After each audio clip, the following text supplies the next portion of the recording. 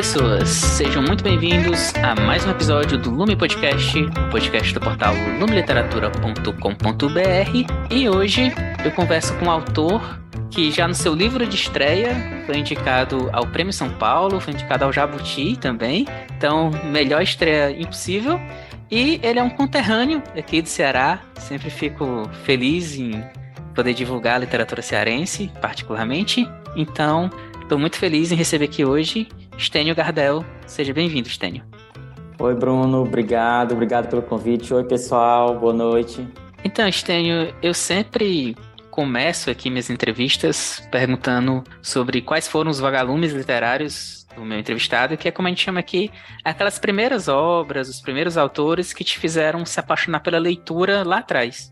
Tá. Uma das minhas lembranças literárias mais antigas é O Cão dos Baskervilles, do Conan Doyle, uma aventura Sherlock Holmes, né? Eu tenho lembrança de ficar muito impactado com aquela leitura, assim, sabe? De ficar impressionado com o suspense, com o mistério, com a inteligência do Sherlock Holmes. Então, me marcou bastante essa leitura. Aí depois vieram, assim, aqueles livros obrigatórios de escola, né? Assim, Dom Casmurro, Memórias Póstumas, José de Alencar com Guarani e Senhora. E aí depois a gente vai para Clarice Lispector. Acabei deixando um pouquinho de lado o Sherlock Holmes, depois eu retornei e li os contos e os outros romances dele. E aí depois, já um pouco mais velho, assim, é que eu acho que eu fui ter uma outra visão de literatura. Não é muito a que a gente está acostumado na escola, assim, eu acho. E aí sim eu pude apreciar obras que hoje eu guardo como meus vagalumes mais brilhantes, digamos assim, como Raduan Assar, Guimarães Rosa, Graciliano Ramos. Uma coisa que eu tenho curiosidade é porque muitas vezes você falou que na escola teve contato com esses clássicos, né? E muitas vezes a gente ter contato com esses clássicos numa idade que a gente ainda não tem capacidade de alcançá-los gera até uma certa rejeição, né? Como foi isso pra ti? Tu conseguiu apreciar já de cara ou demorou um pouco? Como foi? Eu acho que é um tipo diferente de apreciação, né? Assim, à medida, eu acho, né, que eu avancei um pouco nos estudos de literatura, eu pude ampliar um pouco, ampliar e aprofundar, eu acho, o meu tipo de leitura com os livros. Eu confesso que eu lia a maioria muito tranquilamente, assim, Dom Casmurro, Senhora, eu adoro Senhora de José de Alencar. Já reli várias vezes, assim, tem gente que não gosta, que acha muito açucarado, né, aquela coisa assim. Meio Não sei novelão, se né? é bem novelão, mas eu gosto. Agora, tem uns também que, por exemplo, eu tinha que ler A Ilustre Casa de Ramírez, do Eça de Queiroz, para o vestibular, aquela famosa lista dos 10 livros, né? Eu não sei nem se hoje ainda existe isso, mas na minha época existia. E A Ilustre Casa de Ramírez foi um dos que eu não li a tempo. E quando tu começou a se interessar, então, pela escrita? Olha, eu acho que foi junto lá com a leitura do Cão dos Baskervilles, sabe, Bruno? Uma primeira faísca surgiu ali de tentar imaginar se eu podia provocar em algum leitor as reações que eu estava tendo ao ler aquele livro, sabe? Assim, de algo completamente inventado. Eu acho que começou ali, só que ficou muito tempo guardado mesmo, assim, né? Só na vontade, uma coisa aqui, outra ali, guardando. E só agora, mais recentemente, assim, de 7 anos, recentemente 7 anos, nem tanto, né? Só assim, de uns 7 anos para cá é que eu comecei a me dedicar mais e perseguir com mais dedicação mesmo à escrita literária. Uhum. E o que foi que te fez, assim? Teve algum marco que fez com que tu se dedicasse com mais afinco nesses últimos tempos? Eu acho que foi a percepção do tempo passando. Passa para todos nós. Exato, aquela ideia, aquele sentimento de ter uma vontade muito forte por muito tempo e não ver ela realizada, né? Então, em 2016, quando eu terminei o primeiro módulo do Ateliê de Narrativas da Socorro Acioli, eu lembro da decisão. Eu já tinha explorado, já tinha comentado sobre a ideia do romance no ateliê, e aí quando acabou o curso, era assim, dezembro de 2016, eu decidi. eu vou escrever essa história agora e vamos ver no que dá. A motivação é essa, dessa vontade muito antiga de querer escrever e de ver o tempo passando, né? A essa altura eu já estava com 36 anos, e também o momento, porque participando de um ateliê, eu estava ali encontrando pessoas com a mesma vontade que a minha, tendo a oportunidade de aprender com Socorro Racioli, que é uma grande escritora e uma grande professora. Então, eu acho que isso também contribuiu, né? Eu estava num movimento que proporcionou eu tomar essa decisão e aproveitar. O que te fez procurar essas oficinas? Foi nessa época, assim, ou tu já vinha fazendo oficinas antes, ou foi quando você teve essa decisão que aí você foi procurar? Eu já tinha feito uma oficina menor com a Socorro, assim, coisa de 3 sábados, eu acho, eu ainda faltei um, lá no Jornal O Povo, mas foi bem mais, não só mais curto, mas também mais introdutório, em 2013, e aí em 2016 eu fiquei sabendo desses novos cursos dela, e aquela coisa, né, de querer investir para saber se engata e eu poder levar adiante, assim. Mas a decisão mesmo de escrever esse romance só veio ao final do primeiro módulo do curso de escrita, né, assim.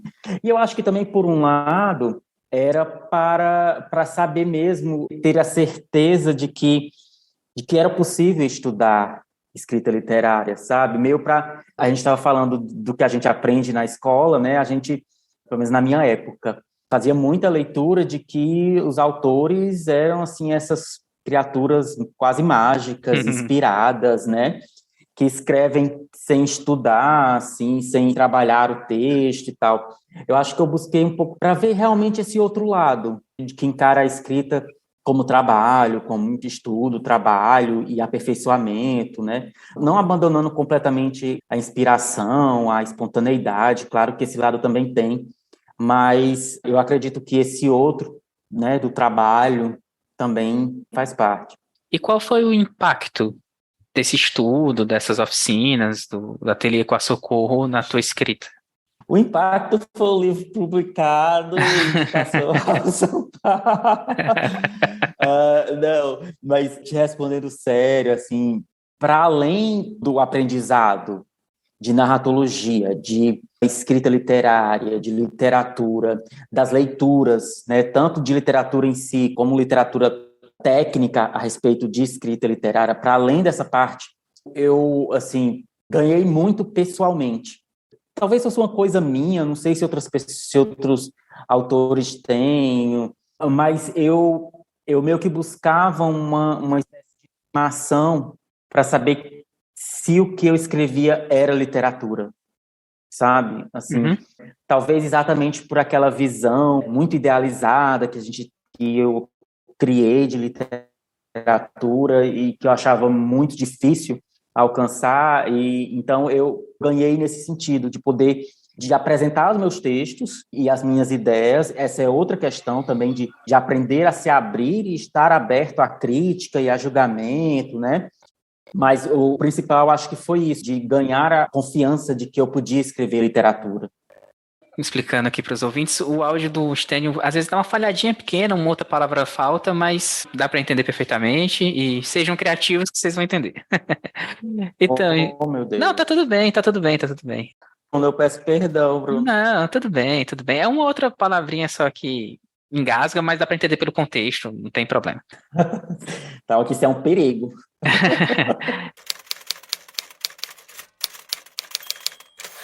Então, tivemos alguns problemas técnicos aqui. Se o áudio mudar um pouquinho é porque o Stênio mudou de dispositivo, mas tá tudo certo. Então, tinha te perguntado de onde surgiu, né, a ideia do livro, como surgiu, quando. Tá. Então, uma parte da semente da ideia, assim, veio da minha experiência no trabalho como servidor da Justiça Eleitoral, no atendimento a muitos eleitores que não sabiam assinar o nome. Eu acho que essa imagem dessas pessoas tendo que assinar, aliás, tendo que pôr o dedo ali e não conseguir escrever, eu imagino que naquele momento elas deviam pensar em outros momentos da vida.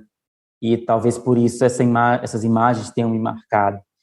E junto a isso, a imagem de essa completamente fictícia de um homem que está sentado a uma mesa com algo muito importante para ler e não consegue. Essa impossibilidade veio exatamente do analfabetismo E aí, à medida que eu fui respondendo algumas perguntas que essas imagens levantavam, né?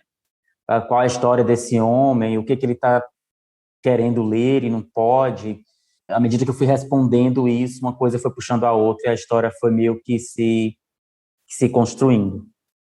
Falando um pouco da linguagem do livro, você trabalha numa prosa poética, né? Com bastante lirismo, mas também mesclando com expressões bastante orais, muitas que eu conheço, pensando aqui. Gostei muito do Ora Si. Ora Si é muito a nossa cara. Ora Si.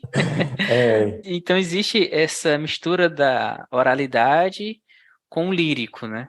Como que você chegou nessa narrativa? É algo que você já fazia antes? Foi especialmente para essa história? Como foi? eu acho assim que cada história tem um jeito de ser contada. E no momento da escrita participa ao mesmo tempo de uma forma não muito racional, assim, aquelas duas partes de que eu estava falando, uma parte mais planejada, de trabalho, né? Com a parte mesmo de espontaneidade, de liberdade de criação. Então, essa história, ela veio me surgindo assim. Essa escrita veio para contar a história do Raimundo veio me surgindo assim. Eu acho que a parte do lirismo é mais espontânea, né? Naturalmente. E a parte da oralidade a que você se refere, essa sim um pouco mais controlada, digamos, e tinha que ser controlada, porque senão a tentativa de se aproximar à oralidade acaba indo para outro lugar. Mas para mim fazia todo sentido que, ao contar a história desse homem que não sabe ler, a linguagem, principalmente a dele, né, quando eu tivesse na voz dele, se aproximasse da oralidade, porque é o registro que ele conhece, né, que ele domina. Então, isso fazia muito sentido para mim e eu busquei mesmo trazer a oralidade para o discurso, principalmente do Raimundo, né? Quando é o narrador de terceira pessoa, aí já há como eu posso dizer, um controle maior, assim, né, mais próximo da escrita mesmo, ainda com alguns desvios gramaticais, mas já mais próximo da escrita, também sem se afastar demais, assim, para não ficar muito distante. Falando em desvios gramaticais, você faz um uso muito particular da gramática na pontuação, usando ou não letras maiúsculas, dependendo do momento, até na própria formatação, eu acho, assim, dos parágrafos, né? Como que foi esse trabalho com essa pontuação, enfim, com esses recursos da escrita propriamente dita, assim? Essa parte veio mesmo durante a escrita, de perceber que eu estou aqui descrevendo uma cena de um determinado tempo num determinado espaço narrativo e nesse encaminhamento, como é que eu vou dizer, no alinhamento de uma palavra atrás da outra, surgia a ideia de colocar uma outra cena de um outro tempo, de um outro espaço narrativo. Isso surgiu e foi colocado no texto, e à medida que eu percebi que vinha aparecendo em vários momentos, eu precisei assim tomar cuidado para tentar de alguma forma organizar para que não ficasse muito aleatório, porque se ficasse aleatório prejudicaria demais a leitura, né, a compreensão. Então, deu um trabalhinho danado saber quando, né, terminava em vírgula, é a suspensão, tá parado aqui, aí depois eu narrava, aí voltava com letra minúscula no parágrafo para indicar que era a continuação do parágrafo que tinha sido suspenso com a vírgula. Tinha que tomar cuidado para saber que essa ocorrência deveria ser tratada tipograficamente dessa forma. Outro tipo de coisa, os diálogos dentro, digamos assim, os diálogos rememorados pelo Raimundo dentro do discurso interior dele. Eu tinha que tomar cuidado também para que esses diálogos aparecessem com letra maiúscula, mesmo que fosse dentro do texto separado por vírgula. Primeiro veio a demanda da forma de contar a história. E aí, depois disso, é que veio esse cuidado de organização, para que a compreensão e o andamento da leitura não fosse comprometido. O livro ele tem essa alternância de tempos narrativos, como você colocou, de maneira muito orgânica, né? Um quase que invadindo o outro. E também de narradores, né? Como você disse, tem os momentos que são narrados em terceira pessoa e tem os momentos que são narrados em primeira, e não tem uma transição muito explícita, assim, não é um capítulo em terceira, um capítulo em primeira, não. Esses discursos vão se misturando, né? Como foi também trabalhar com isso? Foi algo pensado ou foi algo instintivo? Como foi? Foi algo que eu fui descobrindo também na escrita, Bruno.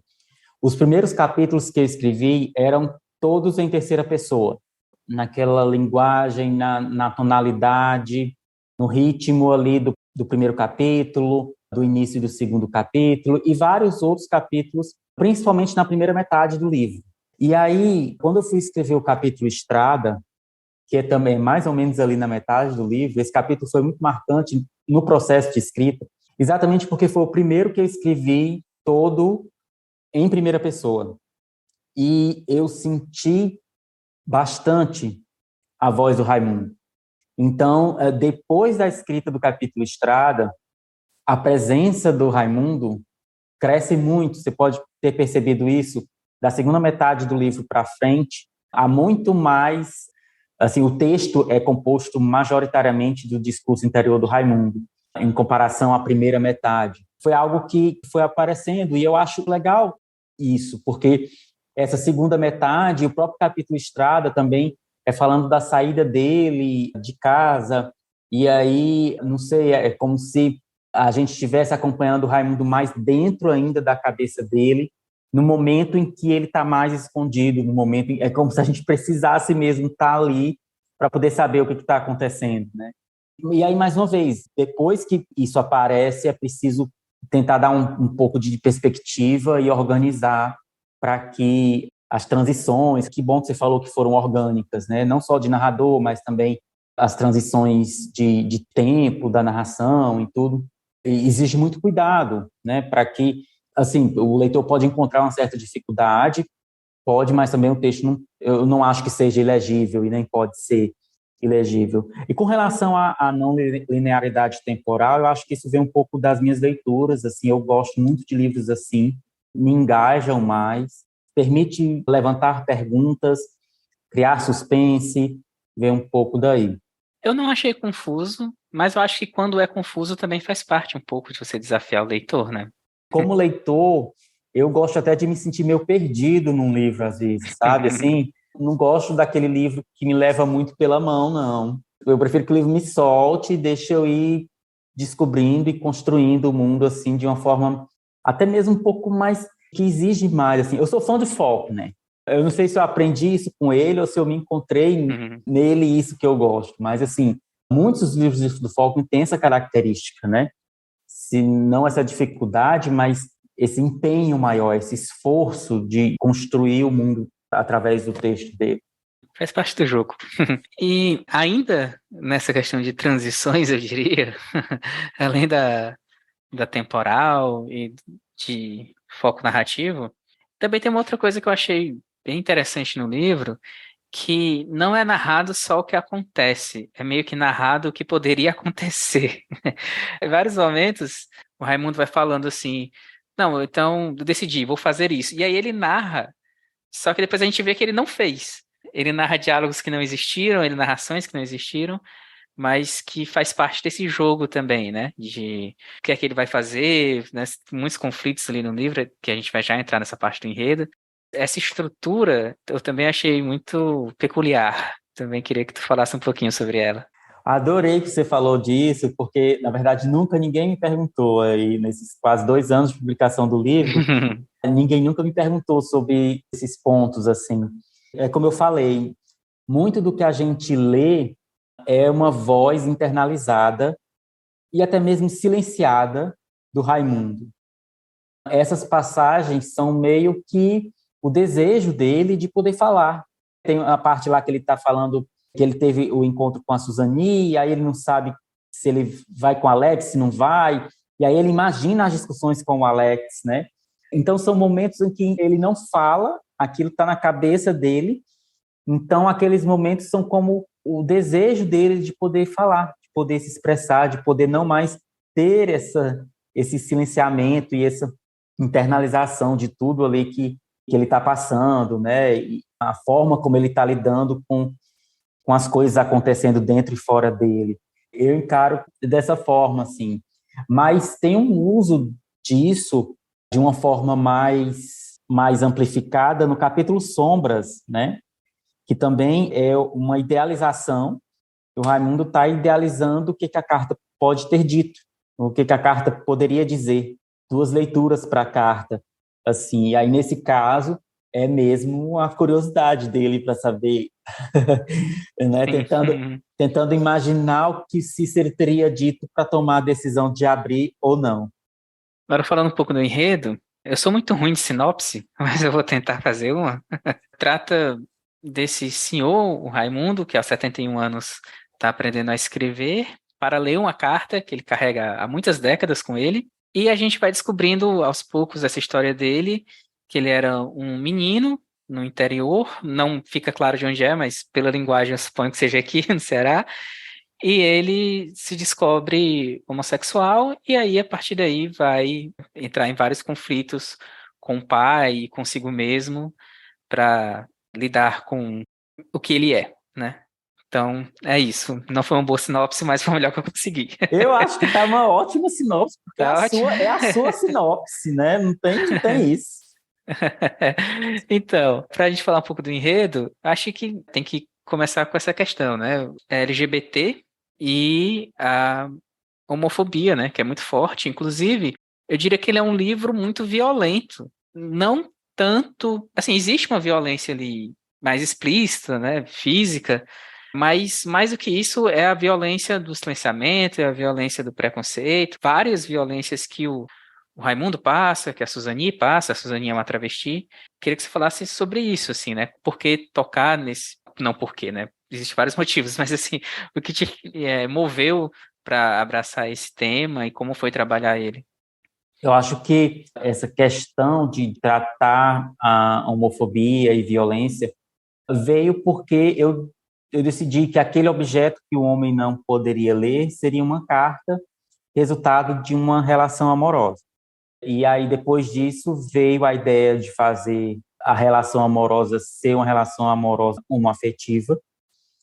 E para ir mais a fundo no que teria interrompido essa relação, entra a questão de homofobia, de não aceitação, relação com a família, com o estabelecido, com o normal. E a partir daí era trabalhar as formas como isso poderia ser posto para tentar, não para tentar, né? Eu tinha que conseguir, mas para mostrar o que eu queria mostrar por meio da violência. Eu confesso que em determinados momentos eu tinha um receio, assim. Eu concordo com você e com outras pessoas que já levantaram essa questão de que o livro é violento, mas a violência está no livro para falar da não violência, sabe? Eu acho assim que o sentido maior, que a literatura fala uma coisa para dizer outra.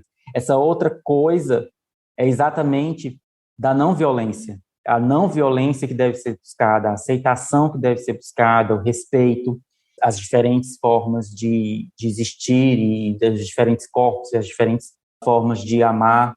O trabalho foi esse, assim, de colocar essa violência que pudesse conversar com as pessoas para que elas pensassem sobre isso, pudessem refletir sobre isso e possivelmente entender que o caminho é a não violência. Né? Eu acho que eu dei um nó danado aí, mas é um pouco como eu vejo literatura também, sabe, Bruno? Assim, de tentar visitar, de fazer parte desse mundo inventado, para, de alguma forma, ao término da leitura, a gente voltar a olhar para o nosso mundo real e poder refletir a respeito de alguma coisa, olhar diferente a alguma coisa. Achei interessante você falar isso, porque eu acho que uma das características mais marcantes do Raimundo é justamente ele não ser violento. Ele tem lá seu rompante de violência em algum ponto, mais que qualquer um poderia ter na situação dele, mas ele está sempre nesse registro de não ser violento, de não querer agredir e de simplesmente não querer ser agredido também, mas até alguma resignação. Ele tem mais resignação em ser agredido do que em agredir, né? Quando ele agride, ele se sente muito mal.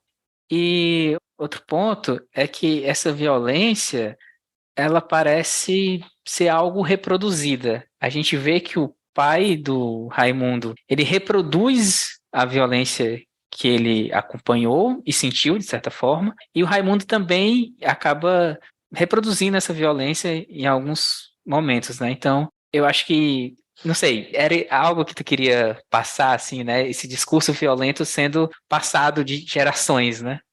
Sim, sim, com certeza. Essa quase é herança e talvez hereditariedade, né, da violência praticada e violência replicada. Assim, eu só acho que ela passa por transformações, assim. O motivo pelo qual o avô do Raimundo, eu pode dar spoiler? Pode, o livro é seu, você que decide. Não, mas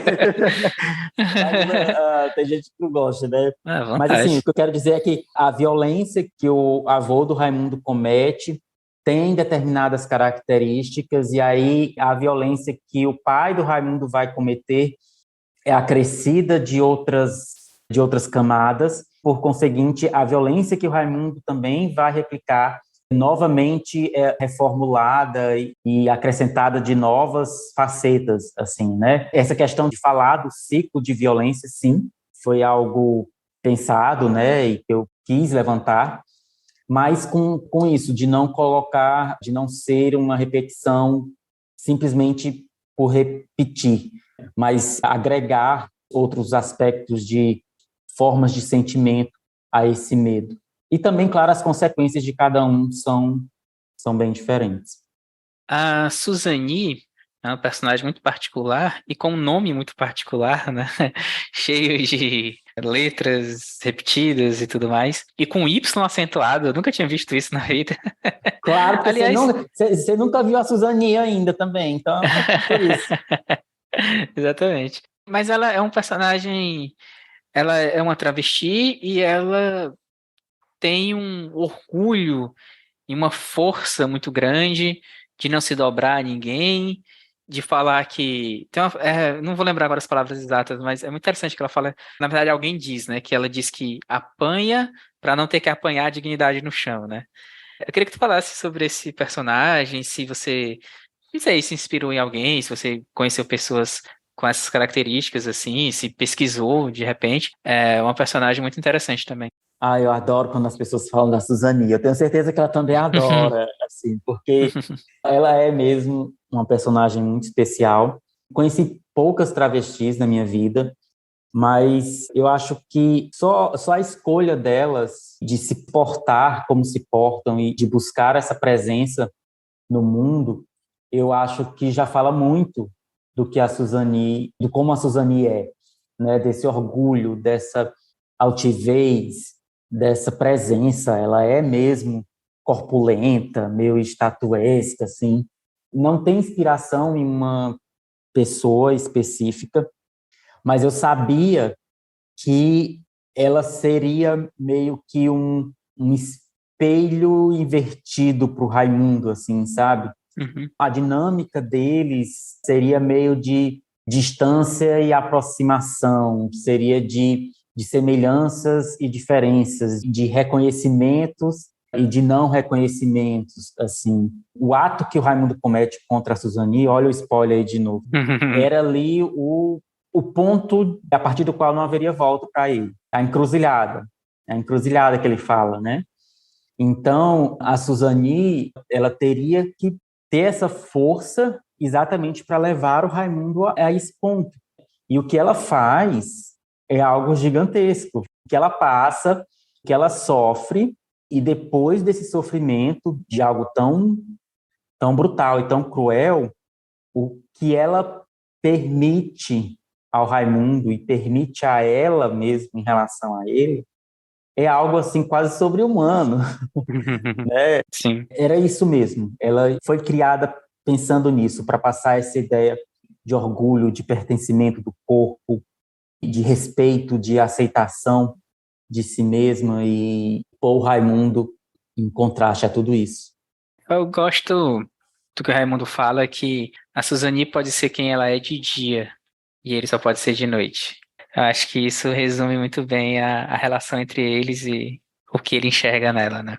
Mas eu te perguntei também se poderia ser inspirado ou se teve alguma pesquisa, porque eu fiquei curioso se você fez alguma pesquisa para o livro de forma geral, porque você fala lá da prática dos cinemas, tem algumas coisas ali mais específicas, e eu sempre fico curioso, né, com de onde sai, né? Sai só da sua cabeça, se você pesquisou, como foi esse processo para A Palavra que Resta? Olha, eu escrevi muito mesmo assim, de cabeça, de inventar mesmo. Claro, tem uma parte de vivência minha, de experiência minha. Eu nasci na zona rural de Limoeiro do Norte, então essa parte do ambiente rural e de ter crescido ali, muitas coisas vieram e entraram no livro, assim, às vezes até, por exemplo, a sequência da cheia, ali no começo do livro, foi uma experiência minha, quando eu tinha ali meus 12, 13 anos, né, de acordar e o rio tá tomando a estrada, enfim. Tem essa parte de memória e tudo, e ele tem a parte de inventar mesmo, porque acho que o livro está longe de ser autoficção, assim. Apesar de eu guardar também com o Raimundo algumas semelhanças, como também diferenças, né? Eu sou homossexual como ele, nunca sofri a violência que ele sofreu, mas tive os meus silenciamentos, né? As minhas cruzes. Por outro lado, eu sempre fui abraçado pela minha família, eu sempre tive acesso à escola, quando o Raimundo não teve nenhuma dessas duas coisas. Eu lembro de uma pesquisa que eu fiz, depois que eu já tinha escrito o livro, eu comprei um livro de alfabetização de adultos para ter uma ideia de como era assim estruturado o aprendizado e tudo. E aí qual foi a minha felicidade de ver que a primeira lição do livro era para os alunos escreverem o próprio nome. Uhum. E o livro começa assim, com Raimundo escrevendo o próprio nome pela primeira vez. Então, e aí eu vi mais algumas coisas, né, que eles leem, que eles têm a lição da parte de documentos, de escrever bilhetes e tudo. Foi mais daí o que foi feito de pesquisa, né? E você decidiu, pensando aqui agora, ele com 71 anos, né? Você decidiu cobrir um período de tempo muito grande com o livro, né? E com esses saltos temporais e tudo, isso também acabou sendo um desafio, assim, de localizar tudo numa linha do tempo certinha. Sim, foi desafiador, assim, porque tem que tomar cuidado para não cometer, não deixar inconsistências, né? Apesar de não ter nenhuma data no livro, como também não tem nenhum lugar especificado, né, nomeado, eu tinha mais ou menos uma ideia de quando as coisas estavam se passando. Eu utilizei, assim, mais ou menos a cronologia de vida da minha mãe. Ela faleceu ano passado com 72 anos, né, e o Raimundo começa com 71, então minha mãe nasceu em 48, então o Raimundo também teria nascido por ali, e a época que ele conhece a Suzaninha é mais ou menos década de 80, e o período que ele começa a estudar seria mesmo ali depois de 2015, quando já tem também a questão da razão social, ou do nome social, que a Suzane vai incluir e tudo. Eu tinha ideia das datas, né, da cronologia, digamos assim, estritamente falando, mas realmente não tem nenhuma data no livro. E isso, se tivesse data, seria mais fácil, né? De eu não me perder. Mas só para tu ter uma ideia, quando eu fiz o escalonamento dos capítulos, eu fiz duas versões. Eu fiz uma versão na ordem textual, que eu imaginava a história contada, e uma ordem cronológica, os capítulos ordenados cronologicamente, para que eu pudesse ter essas duas visões muito claras e, como eu falei, não deixar buracos, né? Não dizer que, sei lá, o Raimundo, quando conheceu a Suzani, uma hora eu digo que quando ele conheceu a Suzani fazia 20 anos tinha saído de casa e noutra hora eu digo que fazia 30 anos. Esse tipo de coisa fragiliza um pouco a construção da história do personagem e eu precisei tomar cuidado com isso. Agora uma curiosidade minha, que os ouvintes não vão entender nada, mas eu quero perguntar. Aquela história do diabo também foi 100% inventada? Não Ah. foi 100% não. Primeiro tem as leituras aí, né, de Guimarães Rosa e tudo, e outros textos que a gente vê isso, mas tem um fragmento de memória também. Ah. O que eu lembro é o seguinte, eu morava na zona rural, como eu falei, e tinha um vizinho do meu avô, que ele fabricava produtos assim para vender, né? Doce de goiaba, outros tipos de doce, e fazia farinha. E o processo de produção da farinha, que é a farinhada, era assim meio que um evento, as pessoas se reuniam na casa do seu Mané Guará para ajudar, sabe? Cada um vai fazendo uma coisa, tem a parte de coar o leite da mandioca, e depois tem a parte de assar, e depois tem a parte de fazer o beiju, enfim, tem várias etapas, né? E aí, o que eu lembro é de estar nesse ambiente e, assim, ter um grupo de homens, 3 ou 4 homens, e eu escuto alguém falar disso, não sei se na posição do seu Baraúna, contando como experiência, ou se contando uma história mesmo que era inventada, de que você poderia encontrar essa pessoa ou esse ser que se transformaria em outro. Juntou isso aí com o que eu precisava falar naquele capítulo, com as minhas leituras e essa questão de o diabo realizar desejos e tudo, e surgiu o capítulo, assim, do seu Baraúna. Antes de perguntar sobre o final do livro. Ah, não, eu tenho uma outra pergunta ainda antes. Como eu falei, né, o livro trata desse garoto sexual e tem todo esse percurso dele, da Suzane. Tu recebeu um feedback particular, assim, da comunidade LGBT? Teve pessoas que contaram experiências, ou enfim, foram particularmente impactadas pelo que leram, assim. Chegou em ti isso? Sim, Bruno, e de uma forma que eu não podia antecipar, assim, eu participei de muitos clubes de leitura, participei já de mais, deixa eu ver aqui, de cabeça eu lembro de pelo menos 3 clubes que leem literatura LGBTQIAP+, e assim, o retorno deles tem sido muito positivo, sabe, apesar dessas questões, né, de homofobia, e ter até gatilho mesmo no livro para algumas pessoas, o que eu estava falando dos verdadeiros sentidos do livro serem alcançados, eu tenho tido, sim, um retorno muito, muito positivo. Assim, só para citar um exemplo de uma história que me deixou, assim, eu quase coloco no Instagram, né, que a pessoa falou comigo pelo Instagram, eu quase digo, meu amigo, você está tirando com a minha cara, porque não pode ser verdade um negócio desse. Mas olha só, um homem de Curitiba, bem pertinho daqui, né, ele me escreveu, e isso foi pouco depois do lançamento do livro. Ele me escreveu contando um pouco a história dele, e a história dele era que, na juventude, ele morou na minha cidade natal, e na minha cidade natal ele teve um relacionamento homoafetivo com um rapaz, e quando ele teve de ir embora da cidade, eles, né, se separaram, e também com os problemas familiares, e nunca mais se encontraram, e ele tentou achar de novo o rapaz, não conseguiu. É praticamente a história do livro, só que Só faltou a carta, né? só faltou a carta, exato.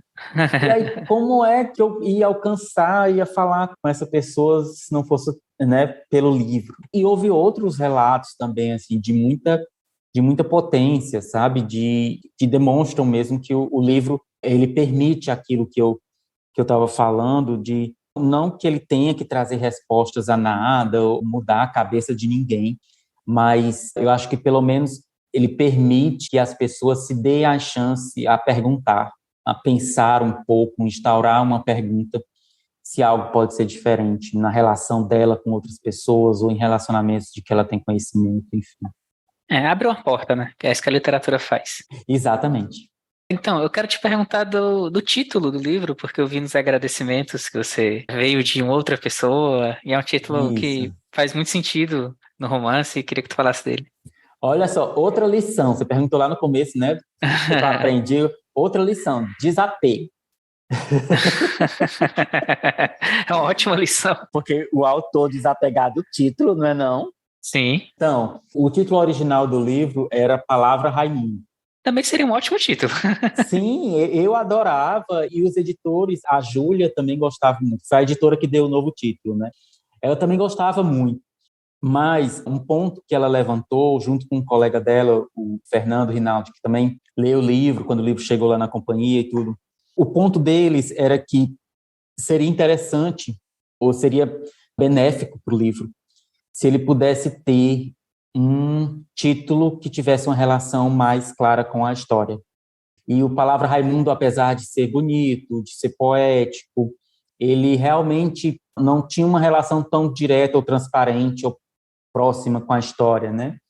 Haveria várias conexões possíveis, interpretações possíveis para o título, mas partiu daí essa ideia de buscar uma opção, né? E a princípio eu fui resistente porque foi o primeiro título que eu pensei assim. Na verdade, o primeiro eu pensei Raimundo Palavra, mas eu digo não tá certo, está muito típico, muito esperado. Então eu inverti Palavra Raimundo. E aí resisti um pouco, mas compreendi o ponto de vista deles e a gente foi batalhar por um novo título, compartilhando as ideias e tudo. Em determinado momento da edição, a Júlia me mandou o arquivo do livro, né, com as observações dela, e essa sugestão, A Palavra que Resta, e ela foi ficando, já me agradou de cara, e foi ficando, e ficou, e concordo com você, assim, eu acho que ampliou muito as possibilidades de significado do livro, do final, né, e tudo, assim. Então, eu realmente adoro esse novo título também. E é legal saber desse percurso, assim. Agora eu fico com os dois títulos. Tá ótimo. Exato, é a história do livro, né? É. E essa capa, assim, eu lembro quando eu vi a capa, não sei, me remeteu a algo de infância, né? Uma coisa mais leve, né? Do que o conteúdo do livro realmente é. E aí, depois lendo o livro, pensando na capa, faz bastante sentido, né? Mas de início, a capa me levou para um outro caminho, assim. Como foi que você chegou nessa capa? Olha, é interessante tu falar isso, porque eu também imaginava um outro caminho para a capa. Eu pensava assim numa capa mais abstrata, uma coisa mais escura, mais sombria, até porque eu vindo do clima do livro, né, mesmo. Eu imaginava assim. Só que aí eu estava pesquisando na internet imagens que pudessem servir de inspiração para a pista, né?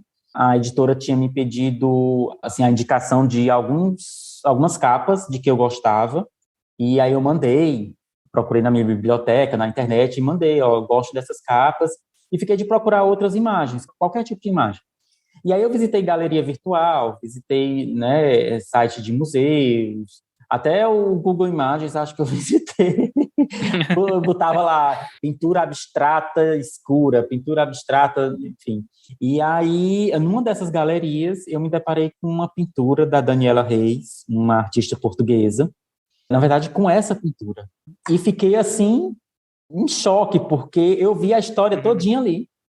Apesar de não ser sombria de forma nenhuma, porque ela é luminosa, ela não é abstrata, ela tem movimento, ela tem cor. Apesar de na direção completamente oposta, eu tive uma identificação imediata com essa imagem. E aí eu mandei para o pessoal da companhia, não pedindo que fosse. Como também, ó, encontrei essa imagem aqui, acho que conversa demais com a história, tem toda a história aí e tal. E aí, uns meses depois, eles me escrevem dizendo que todo mundo tinha gostado e que tinham conseguido o uso, assim, para o livro. E eu achei incrível, porque é isso mesmo, eu vejo a história todinha ali. E é legal porque, mesmo que ela talvez passe essa mensagem de início que não bata com o início do livro, mas eu gosto de pensar que ela também conversa com o final, porque o final é aberto, né? Então cada um vai escolher o seu, e para mim foi um final luminoso, assim. E então, né, vamos falar sobre o final, né? Sem dar um spoiler. Mas eu imagino que seja um final, não sei, talvez divisivo, talvez algumas pessoas gostem muito, outras talvez torçam o nariz, né? É um final corajoso, sempre é. E não sei, eu acho que na minha cabeça era o final que estava se encaminhando, sabe? Acho que não teria muito como ser outro, mas não sei como foi pra ti. Então, como foi fazer esse final e como ter sido a recepção dele? Certo, eu vou começar pela segunda parte, da recepção. Certo. Tem gente que detesta e me escreve no Instagram revoltado, só falta me xingar mesmo, assim, né? Não pode, como é que pode? Aí tem as metáforas, né? Assim, teve gente que me escreveu dizendo que vinha num carro em alta velocidade e deu de cara com um muro quando viu o final do livro. Então, assim, eu respeito todas as interpretações, assim, como também tem o outro lado, tem gente que adora, tem gente que acha como eu adoro. Tem gente que acha que é o final perfeito, que não haveria outro. Concordo. Ó, tá vendo? E, então, assim, tentando não dar muito spoiler, tem um pouquinho de história também o final, porque esse não era o final original. Olha só. Né? Então, durante o livro passou por algumas leituras e tudo, e essa questão do como é que eu vou falar sem dar spoiler? Essa questão, o final como estava, foi levantada porque seria quase uma destruição do personagem, do Raimundo e tudo. Então, eu comecei a buscar uma outra opção, de encontrar um final que fosse mais forte, que fosse mais potente para o arco do Raimundo.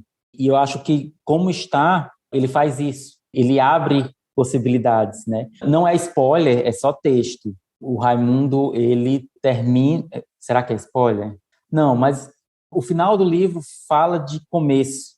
Eu acho que a decisão do Raimundo naquelas últimas páginas, como está, é a decisão mais forte, mais potente, assim.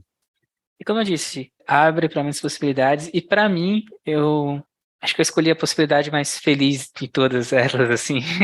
Então, o final acabou indo para um lugar mais, sei lá, confortável, sabe? Mais bonito para mim. Então, eu gostei bastante.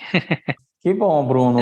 Eu não acho que o livro tem esses momentos, assim, mas eu não acho que o livro tenha um final triste, sabe? Assim, Não. talvez não tenha aquele final feliz, romântico, né?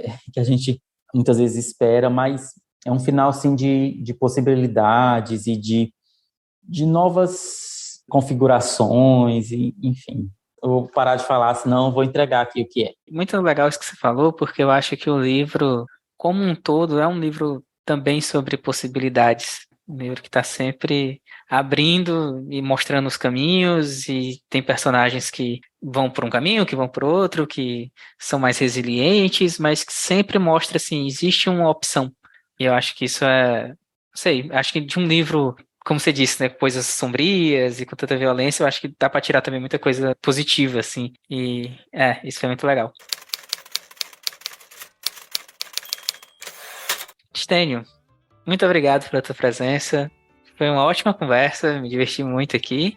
E espero que você volte logo, lance novos livros, a gente possa conversar mais. Bruno, obrigado pelo convite, eu também adorei a conversa. 2023 tem novidade, então aí se você quiser convidar de novo, a gente conversa de novo com toda alegria. Já está convidado. Tá, muito obrigado de verdade. Lance aqui. Obrigado de verdade, obrigado gente que acompanhou, que vai acompanhar aí. Valeu e até a próxima.